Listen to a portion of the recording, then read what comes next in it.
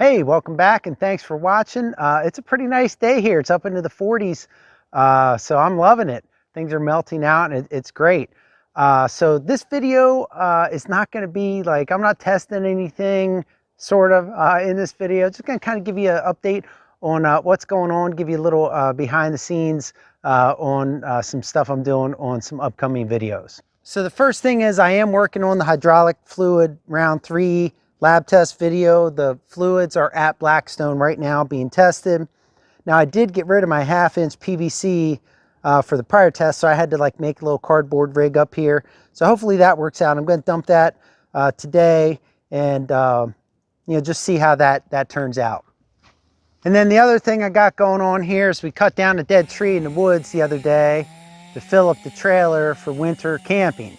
So that's all done. Of course, I didn't do the lifting. My friends did that, but we cut her down, and I'll put a little clip. It's really grainy because it's kind of far away from surveillance of it falling. You guys know I don't like filming while I'm trying to cut a tree down or really use the chainsaw at all. I like just focusing on using the chainsaw when I'm using the chainsaw and not, setting up cameras.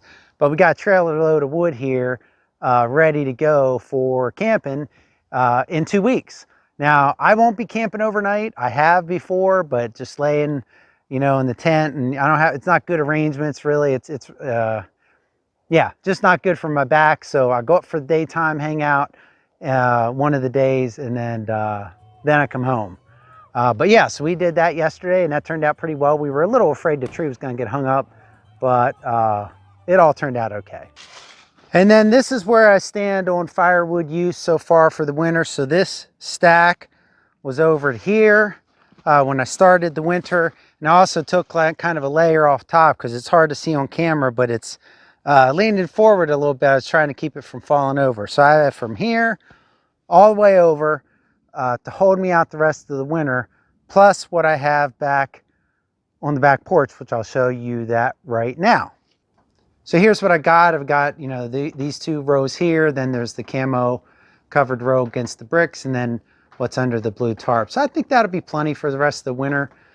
This is kind of how I do it, by the way. I've got that piece of insulation up against the glass so I don't actually accidentally bang a piece of wood up against it.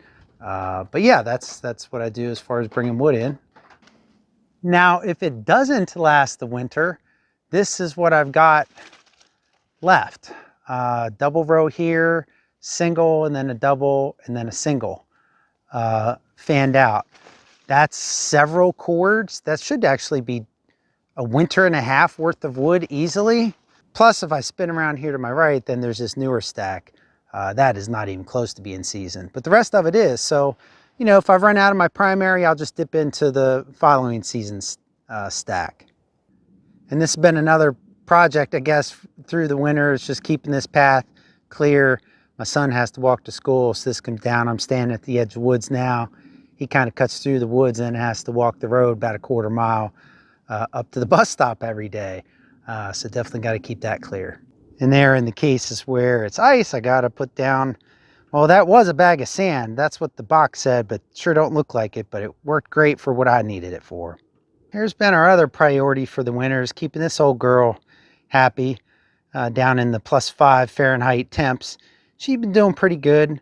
We keep the heated water bowl out, and there's a heat pad underneath there. And I know they say for outdoor cats you're supposed to use straw and everything, but we just do a real good job of keeping, her bedding dry. We don't leave that stuff out here in the rain, and then you can see I kind of keep the snow far away from it too. So she stays dry in there, and like I say, there's a heating pad underneath there. Now normally she'll be sleeping in top of the carport, but this new bed is actually the old dog bed. The dog doesn't want it anymore. She's really like that. But yeah, if you got a cat outside, you need one of those heated water bowls when it gets cold like this. And then I'm also working on another video about burning the wood stove, and just kind of a burn cycle, and some tips on how to keep your stove burning hot and long through the winter. So I'll be putting that out here pretty soon. I got some editing to do before I can get that done. And then the last thing I've been working on, let me show you that. Yeah, so here it is. It's here's one of the, this I think a hydraulic filter I've cut apart. Got these bypass valves in the center. So I've been trying to figure out a way to test those pressures.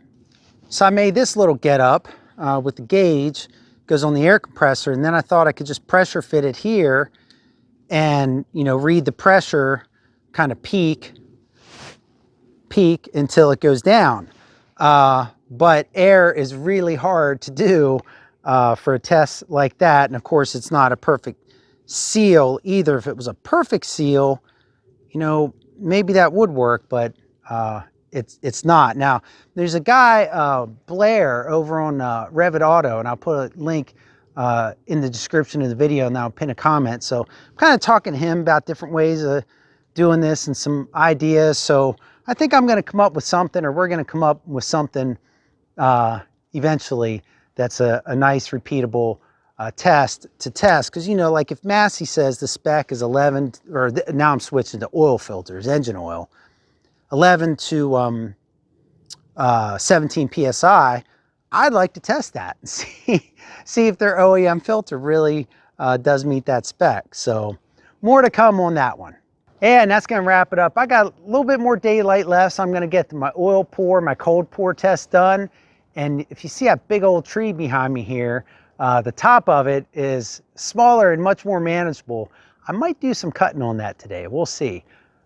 It's just so much warmer than it has been. It's kind of nice being out here. So anyway, that's my update for the, you know, winter, kind of midwinter update. What's going on around the house here and what I've been up to. So leave me a comment. Let me know what you're up to, how your winter's going, and hope you're staying warm. I think everybody's had a pretty cold one so far this year. But yeah, just leave me a comment. Let me know how you're doing. I appreciate everyone who watches the channel regularly, just hanging in there. And I'll catch you on the next one. Take care, everyone.